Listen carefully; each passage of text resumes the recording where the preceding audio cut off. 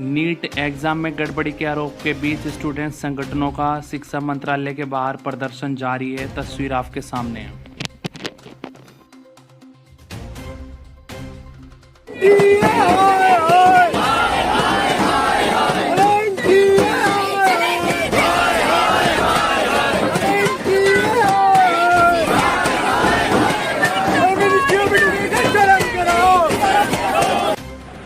मेरा नाम आयुषी पटेल है और मैं लखनऊ यूपी से रहने वाली हूँ, बुद्धेश्वर पिंक सिटी, मुहान रोड। मैंने इस बार का नीट 2024 में एग्ज़ाम दिया था और मेरे साथ इस बार बहुत बड़ा स्कैम हुआ है। ये मेरा एडमिट कार्ड है।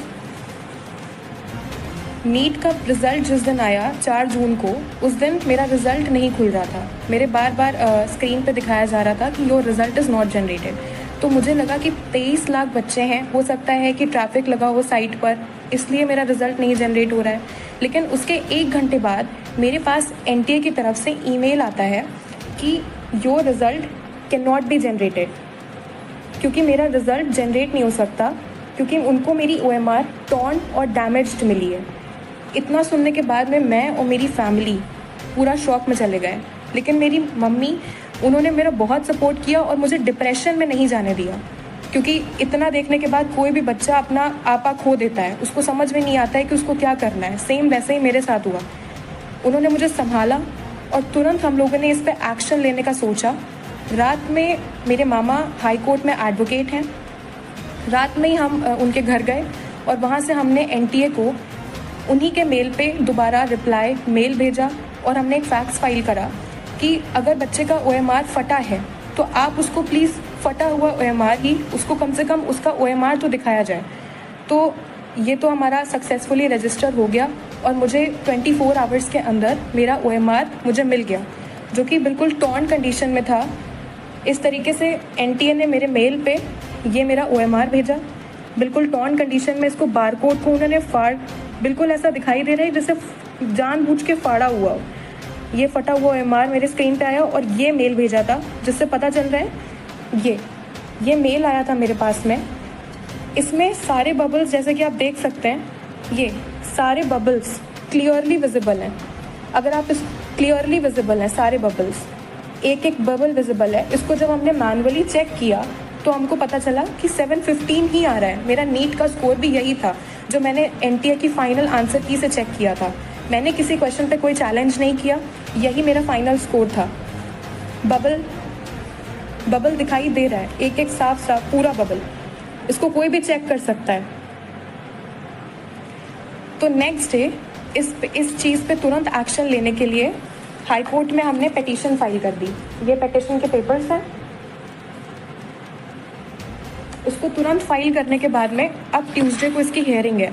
तो जो भी मुझे सुन रहा हो, मेरी न्यूज़ जो देख रहा हो, मैं आपसे रिक्वेस्ट करती हूँ, जैसे सब बच्चे पढ़ते हैं, ये मेरा 3rd अटैम्प्ट था और मेरे फर्स्ट अटैम्प्ट में नीट में 535 मार्क्स आए थे, उसके बाद 570 मार्क्स आए और अब मेरे इतने मार्क्स आ रहे थे। तो मैं इतनी पूरी मेहनत लगाई, मैंने 3 साल पूरी मेहनत करी है और मैं प्लीज़ आपसे रिक्वेस्ट करती हूँ कि अपनी लखनऊ की बेटी का सपोर्ट करें और मुझे प्लीज़ इसमें जस्टिस दिलाएं, क्योंकि अगर अब मेरे साथ या मैं डिप्रेशन में गई तो मेरा नीट और पढ़ाई से विश्वास उठ चुका है, क्योंकि मैंने पूरे साल इतनी मेहनत करी, ना मैं सोई अच्छे से, ना मैंने खाया, मैं अपनी कोचिंग में रही और मैं सिर्फ पढ़ी हूँ। मैंने किताबें, मतलब एकदम, मैं बस इतना चाहती हूँ कि आप मेरी फीलिंग्स को समझें। मेरे पास जितने प्रूफ्स हैं और जो एनटीए से मेल आया है, मुझे सपोर्ट करें और जस्टिस दिलाएं कि मेरा पेपर दोबारा से चेक हो। जो मेल पे मेरा पेपर आया है वो चेक किया जाए और मेरा भी रैंक में नाम आए जैसे सबका आया है, क्योंकि मेरा रिजल्ट ही नहीं दिया गया मुझे। I hope for the best और मैं आपसे सपोर्ट चाहती हूँ सर। Thank you.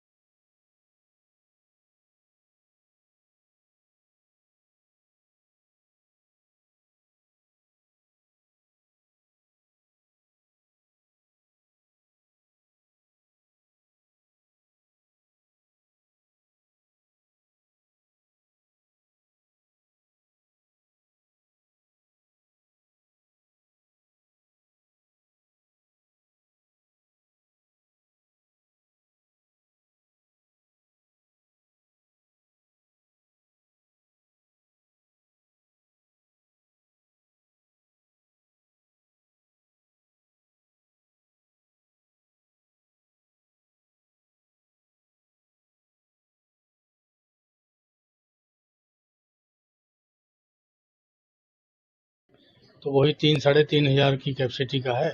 तो इसलिए मैंने रायबरेली को ज़्यादा उसमें दिया। मैंने अपना थोड़े कम कार्यकर्ता आएंगे अमेठी के, लेकिन ये होगा कि अगर स्थान परिवर्तन ना होता तो फिर शायद हम लोग ज़्यादा कार्यकर्ताओं को कर सकते थे।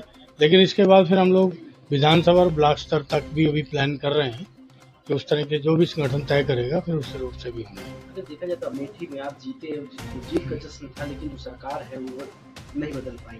क्या लग रहा है उसको, किस तरह से विकास कार्य को गति दी जाएगी? नहीं, देखो, मॉरल ग्राउंड के ऊपर तो सरकार का वो नहीं है, क्योंकि बीजेपी अपने दम पे 272 नहीं ला पाई। ठीक है, जो प्रधानमंत्री जी कहते थे 400 पार, ठीक है, वो तो पहले राउंड में फुस हो गया नारा, फिर तो उन्होंने कहा ही नहीं 400 पार। तो 400 पार का नारा उनके लिए उल्टा पड़ गया। तो अब जो है कि मॉरल ग्राउंड के ऊपर बीजेपी जिस तरह आप देख रहे हो, आप खुद भी दिखा रहे हो, दिखा तो पता है कि नहीं रहे हो या नहीं हो, जिस तरह बैसाखी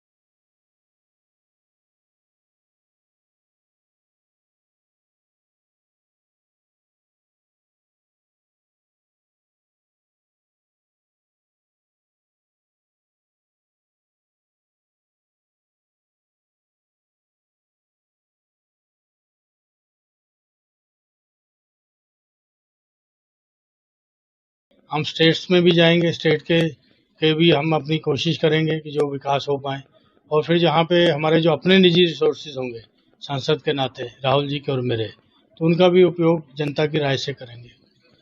ठीक है। कांग्रेस पार्टी इस वक्त प्रेस कॉन्फ्रेंस कर रही है। अमित मालवीय जो बीजेपी आईटी सेल के हेड हैं, उनके विरुद्ध उन्होंने गंभीर आरोप लगाए हैं। आइए सुनते हैं सुप्रिया सुनीत क्या कुछ कह रही है प्रेस कॉन्फ्रेंस में।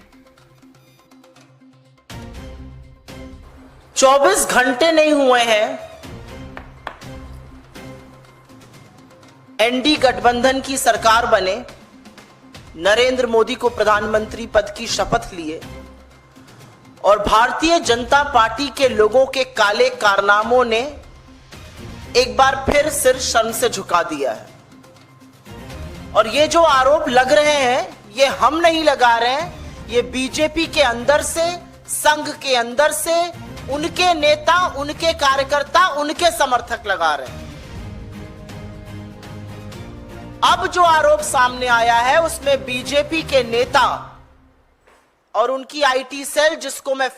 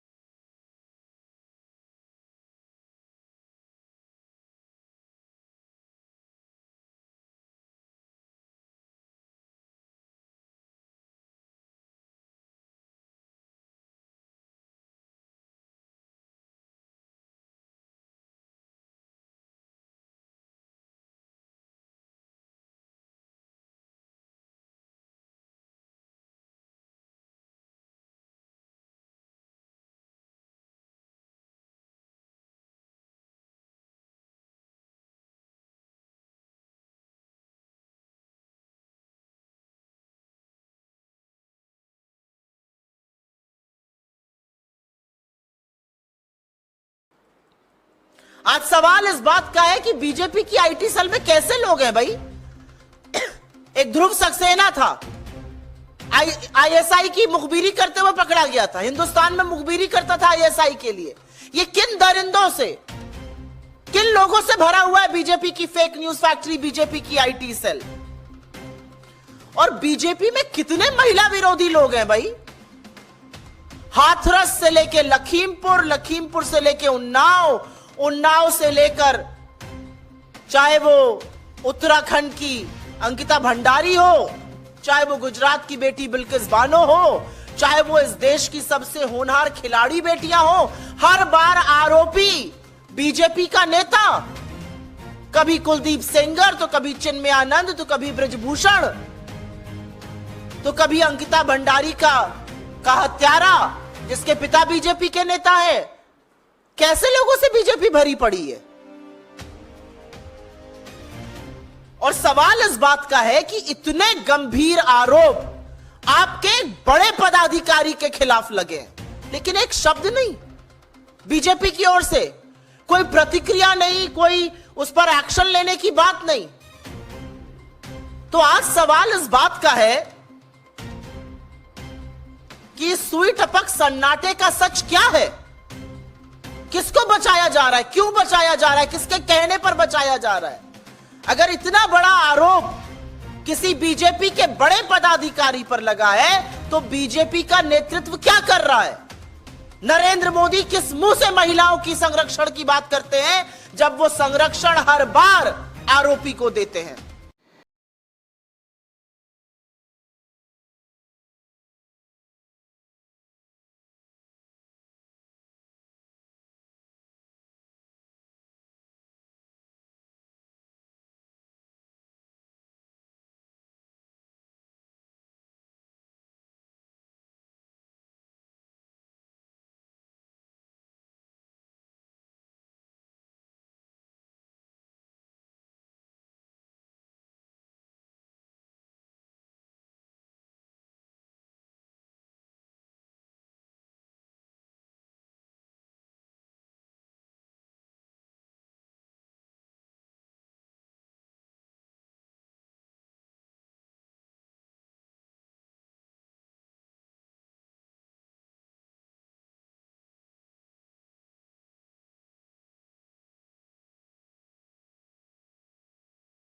वो कैटलिक एजेंट के यहां से ऊर्जा प्रसारित होती रहे, यहां से नई नई चेतना प्रसारित होती रहे, जो पूरे तंत्र के अंदर एक प्रकार से विद्युत की तरह नई चमक दे, नई रोशनी दे, नई सामर्थ्य दे।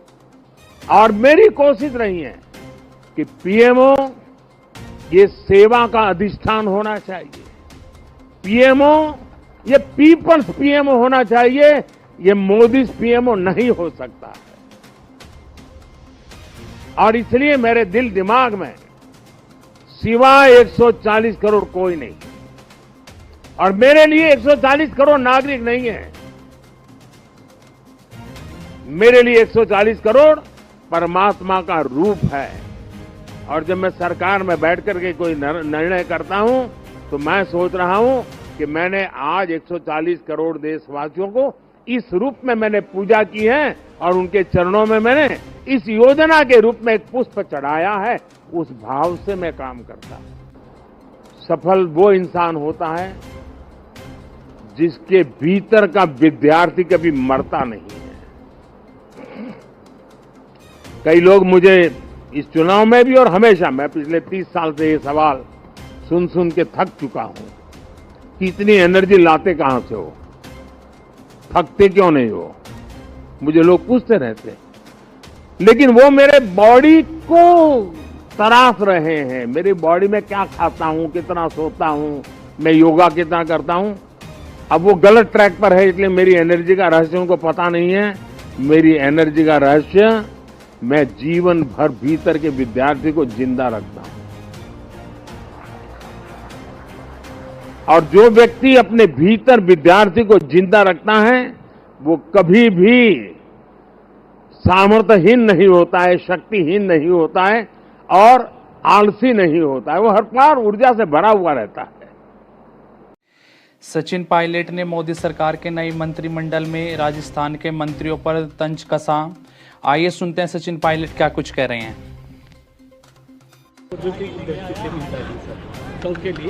बीजेपी अब बोल रही है कि अब ईवीएम में कोई तकनीकी खराबी नहीं रही। साहब, जब भी कभी कोई सवाल उठता है उस सवाल का संतोषजनक जवाब देने की जिम्मेदारी निर्वाचन आयोग की है। अगर पहले जब पेपर बैलेट होते थे तो चुनाव 4 चरण में होता था, अब 7 चरण में हो रहा है। पहले वोटों का इजाफा अगर होता था तो 12 घंटे 24 मिनट बाद होता था, आज 10 दिन के बाद हो रहा है। तो सवाल पूछने का अधिकार सबको है और जवाब देने की जिम्मेदारी निर्वाचन आयोग की है। और चुनाव अच्छी तरह संपन्न हो गए, लेकिन ये नहीं समझना चाहिए कि लोग देख नहीं रहे हैं। पारदर्शिता बरतनी पड़ेगी, क्योंकि विपक्ष और जनता सवाल पूछते रहेंगे और जवाब उनको देने पड़ेंगे। समारोह चल रहा था, दूसरी तरफ श्रद्धालुओं की बस पर बड़ा आतंकवादी हमला हुआ है। बड़ा मुझे खेद है, हमारे श्रद्धालुओं पर जो घिनौना अटैक हुआ और कई लोगों की जान उसमें गई, इससे बड़ा पाप कहीं नहीं हो सकता। और मैं तो चाहता हूं कि सरकार जो भी हो वहां पर पुलिस प्रशासन तुरंत कार्रवाई उस पर करे। और ये इस प्रकार की घटनाएं अगर बढ़ती हैं तो चिंता का विषय है, क्योंकि अभी वहाँ लोकसभा के चुनाव संपन्न हुए हैं, विधानसभा चुनाव 2-3 महीने में होने वाले हैं। इस प्रकार की हिंसा अगर बढ़ेगी, आतंकवादियों के हौसले बुलंद होंगे तो समय बहुत संकट वाला आ जाएगा। तो सरकार को तुरंत कार्रवाई करनी चाहिए। सिर्फ शोक प्रकट करने से या सिर्फ खेद प्रकट करने से पार नहीं पड़ेगी, उनको उन लोगों को सबक सिखाना पड़ेगा जो इस प्रकार के घिनौने अपराध करते हैं। साहब, आपका राजस्थान से किस तरह का नाता रहेगा? पानी, बिजली, इसको लेकर भविष्य में राजस्थान को लेकर कितना तैयार हैं आप? तो तैयार ही हैं हम लोग। अच्छा चुनाव लड़ा है। पायलट 2028 में मुख्यमंत्री का चेहरा होंगे राजस्थान में कांग्रेस? अभी बहुत समय पड़ा है, हमारा संगठन मजबूत है। मैंने परसों भी कहा था टोंक में कि 4 साल 6 महीने बाद सरकार कांग्रेस। अच्छा पायलट साहब, ऐसा क्या है कि आपके विरोधी भी आपकी तारीफ में कितने बढ़ने लगे? कंगना रनौत के साथ बीते दिनों चंडीगढ़ एयरपोर्ट पर हुई बदसलूकी पर पंजाब के मुख्यमंत्री भगवत मान क्या कुछ कह रहे हैं, आइए सुनते हैं। देखो पता की, देखो ਉਹ ਇੱਕ ਗੁੱਸਾ ਹੈ। ਉਹਨੇ ਪਹਿਲਾਂ ਇਸ ਤਰ੍ਹਾਂ ਦਾ ਬੋਲਿਆ ਹੋਇਆ ਤੇ ਉਹਦਾ ਗੁੱਸਾ ਕਿਤੇ ਨਾ ਕਿਤੇ ਉਸ ਕੁੜੀ ਦੇ ਦਿਲ 'ਚ ਹੋਣਾ ਨਹੀਂ ਚਾਹੀਦਾ ਸੀ ਇਸ ਤਰ੍ਹਾਂ, ਹੈਨਾ। ਪਰ ਉਹਦੇ ਜਵਾਬ ਦੇ ਵਿੱਚ ਇੱਕ ਪਬਲਿਕ ਫਿਗਰ ਹੋਣ ਦੇ ਨਾਤੇ, ਭਾਵੇਂ ਉਹ ਫਿਲਮ ਸਟਾਰ, ਭਾਵੇਂ ਉਹ ਇਲੈਕਟਡ ਐਮਪੀ ਬਣ ਗਏ, ਹੁਣ ਇਹ ਕਹਿਣਾ ਕਿ ਸਾਰਾ ਪੰਜਾਬ ਹੀ ਅੱਤਵਾਦੀ ਹੈ, ਸਾਰੇ ਪੰਜਾਬ 'ਚ ਅੱਤਵਾਦ, ਇਹ ਮਤਲਬ ਇਹ ਗਲਤ ਹੈ। ਇਸ ਤਰ੍ਹਾਂ ਨਹੀਂ ਹੋਣਾ ਚਾਹੀਦਾ ਕਿ ਤੁਸੀਂ ਸਾਰੇ, ਉਹ ਪੰਜਾਬ ਹੈ ਜਿਹਨੇ ਦੇਸ਼ ਲੈ ਕੇ ਦਿੱਤਾ ਹੈ, ਉਹ ਪੰਜਾਬ ਹੈ ਜਿਹੜਾ ਦੇਸ਼ ਦਾ ਪੇਟ ਪਾਲਦਾ। ਅੱਜ ਵੀ 130 ਲੱਖ ਮੀਟ੍ਰਿਕ ਟਨ ਕਣਕ ਦੇਵਾਂਗਾ ਹੁਣ ਐਸੇ ਸੀਜ਼ਨ 'ਚ ਦੇਸ਼ ਨੂੰ, 220 ਲੱਖ ਮੀਟ੍ਰਿਕ ਟਨ ਚਾਵਲ ਦੇਵਾਂਗੇ। ਅਸੀਂ ਦੇਸ਼ ਦਾ ਢਿੱਡ ਭਰਦੇ ਹਾਂ। ਅਸੀਂ ਕੁਰਬਾਨੀਆਂ ਅੱਜ ਵੀ ਸਾਡੇ ਜਿਹੜੇ ਨੌਜਵਾਨ ਨੇ ਉਹ ਕਾਰਗਿਲ ਤੋਂ ਲੈ ਕੇ ਮਾਈਨਸ ਤੇ ਪਲੱਸ ਡਿਗਰੀ, ਜਿਹੜੇ -50 ਦੇ ਵਿੱਚ ਤਾਂ ਜਦੋਂ ਠੰਡ ਦੇ ਵਿੱਚ ਕਾਰਗਿਲ 'ਚ ਖੜੇ ਹੁੰਦੇ ਨੇ, ਤੇ ਆ ਹੁਣ ਜੂਨ 'ਚ ਗੰਗਾਨਗਰ ਤੇ ਜੈਸਲਮੇਰ ਦੇ ਟਿੱਬਿਆਂ 'ਚ +50 ਦੇ ਵਿੱਚ ਖੜੇ ਨੇ। ਸੋ ਅਸੀਂ ਦੇਸ਼ ਦੀ ਰੱਖਿਆ ਕਰਨ ਵਾਲੇ ਤੇ ਦੇਸ਼ ਨੂੰ ਮਤਲਬ ਇੱਥੇ ਤੱਕ ਆਜ਼ਾਦੀਆਂ ਦਿਵਾਉਣ ਵਾਲੇ ਲੋਕ ਆ, ਤੇ ਤੁਸੀਂ ਇੱਕ ਹਰੇ ਗੱਲ ਤੇ ਕਹਿੰਦੇ ਨੇ ਅੱਤਵਾਦੀ ਨੇ, ਵੱਖਵਾਦੀ ਨੇ, ਕਿਸਾਨ ਬਹਿ ਜਾਣ ਇਹ ਅੱਤਵਾਦੀ ਨੇ, ਕੋਈ ਵੀ ਉਹਨਾਂ ਦੇ ਵਿਰੁੱਧ ਕੋਈ ਬਹਿ ਜਾਏ ਅੱਤਵਾਦੀ ਨੇ, ਵੱਖਵਾਦੀ ਨੇ। ਸੋ ਇਸ ਤਰ੍ਹਾਂ ਗਲਤ ਗੱਲ ਹੈ। ਪੰਜਾਬ ਜਿਹੜਾ ਉਹ ਦੇਸ਼ ਦਾ ਧੁਰਾ ਹੈ, ਸੋ ਧੁਰਾ ਸਹੀ ਰਹੂਗਾ ਤਾਂ ਦੇਸ਼ ਸਹੀ ਰਹੂਗਾ।